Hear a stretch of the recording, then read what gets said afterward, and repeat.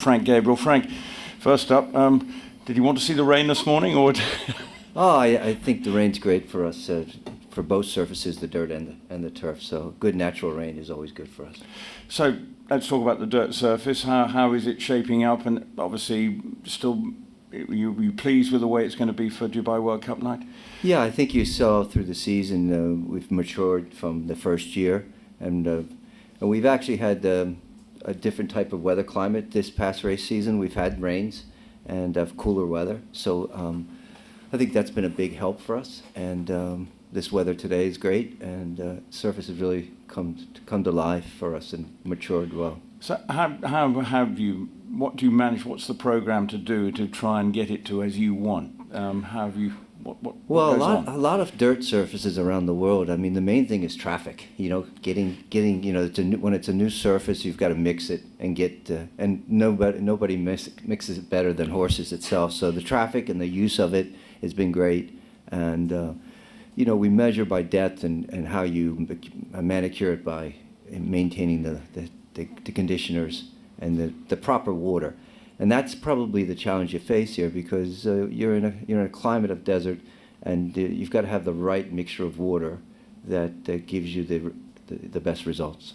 So the more natural stuff, the better, is that? Absolutely, absolutely. I mean, you don't want a deluge, but definitely, I think there's always this mindset, that it's raining, we're going to cancel racing. Well, but that isn't really the way it works.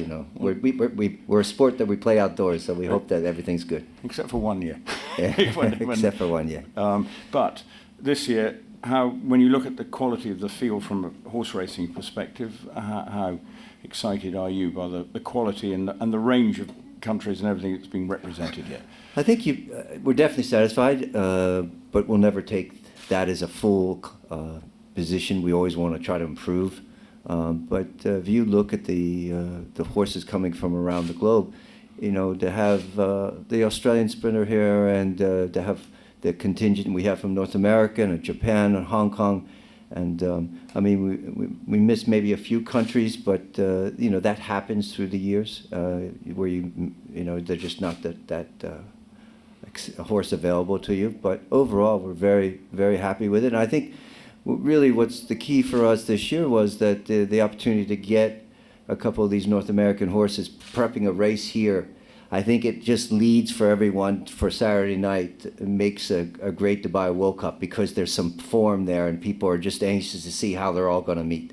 And obviously California Chrome, having him back here, that is, and just hearing from the team, I mean, they're buzzed up about being here. Yeah, the general feeling of California Chrome, he's better than last year. So you think about what he did that year and where he's at now. That's pretty impressive, and I think everyone's looking forward to him running, and everyone else on that night. And in terms of people coming, spectators, obviously we know Janet Jackson's in town. You a big Jackson fan, or was it We're your all call Jackson fans for the night, but yes, it's we've got a great concert after the World Cup races. We've got entertainment all through the day. We'll have of course, the official show, after the Golden Shaheen, and some closing shows after. Presumably, with their great, that's something fairly spectacular is happening, judging by the shape. Do you know what's? Can you reveal a little nugget for us? No, I can't. But you can see the preparations lead you to believe that it's going to be a great show. But the main show, of course, is on Dubai World Cup night, with the great thoroughbreds and the support of the horsemen that we've gotten this year. We just appreciate them very much. And pleased with ticket sales? Doing good, doing very well, and we should be sold out by Saturday, and we're looking forward to a great evening spectacle. And sort of looking ahead to the future, obviously the Breeders' Cup's gone 2 days. Any thoughts that could happen, or is it you're going to stick to the formula at the moment, or rather, could there, or never say never? What's the situation? Well, you never say never, but we've talked about the 2 days, and we've looked at it, and we've studied the Breeders' Cup. But we're such a unique place because the event that we do.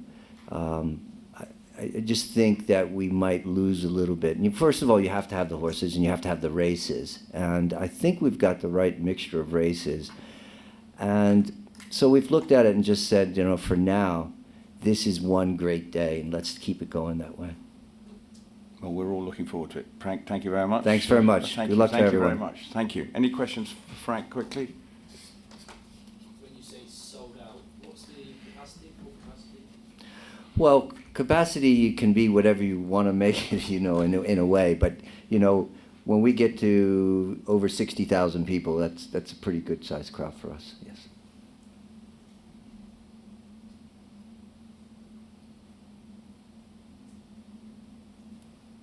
So if you went to a 2-day, do you think it would be diluted slightly? Is that Well, there's many aspects when you go to the 2-day. You know, the first one is your athletes, your horses and your jockeys, and you know, you have to look at that because that's your performers. You need to make sure you have them for your show.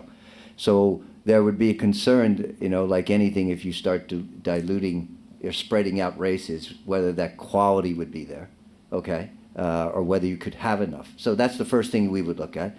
I think second thing, yes, I think your crowd would spread out, definitely. You would have, the larger crowd would definitely be on the World Cup night of when the race runs, but you would see a split of the attendance a little bit, definitely. But you see that with Breeders' Cup, I think you saw that. And you see that with any 2-day event if you have sports. It has, even Royal Ascot has 5 days. There's a higher day than, you know, from the first to the last day. You know, they find their niche with that. Is there anything that can be done to prevent a track bias? Because I know a lot of people think a couple weeks ago, horses from off the pace had no chance. Is there anything that can be done going in to Saturday to prevent that? Well, sometimes people take for instance that a horse runs in the lead, horse is running on the lead, and there's a track bias. But a lot of the times has nothing to do with the maintenance we do. We haven't done anything different on that night. The weather has a little bit of play, and sometimes horses' performance change. If you look at that horse of Masaba's, they had a different tactic that night, and everyone else was a little bit off guard. The pace was slow. Yes, you know. But that always gets people to think there's a bias. You know, if you do something by maintenance, yes, you could cause a bias, definitely. But we didn't do anything that night.